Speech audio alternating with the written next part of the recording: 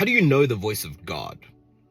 You see, you and I, we've got best friends in our lives. Your best friend might be your spouse, it might be your parent, it might be your child, it might be someone else in your life. But you've got a best friend. And if they were to call you, even if you didn't have caller ID, say they were in another country, and they had to call you on a number that you didn't know, and you picked up, as soon as they say hello, you recognize their voice. Even if there was someone who was impersonating their voice, and they did the impersonation so well that it sounded so authentic, you would still be able to tell whether or not it was your best friend, because you know the way that they speak, you know their mannerisms, you've spent time cultivating a relationship. You see, it wasn't always like this, that you knew how your best friend sounds, that you could recognize the way that they speak.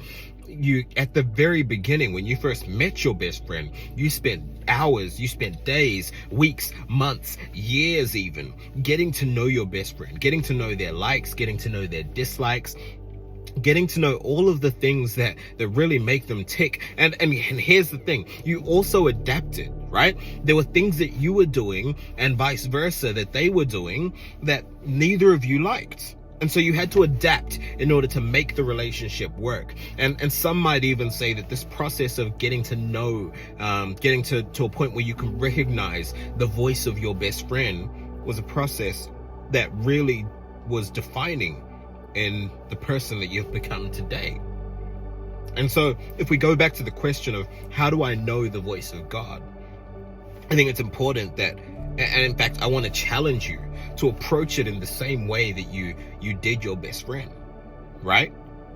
You spent time with your best friend. You spent every day talking to your best friend.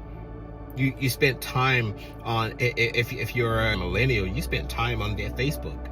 You spent time getting to know their character, getting to reading the things that they read and reading the things that they wrote in order to know who they are. How about we approach God in the same way?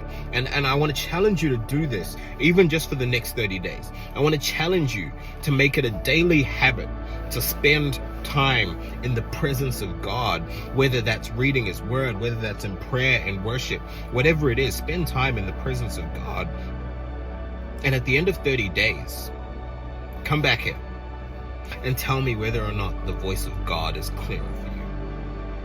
Because I have a sneaking suspicion that if you intentionally work on creating and cultivating this close relationship with Jesus,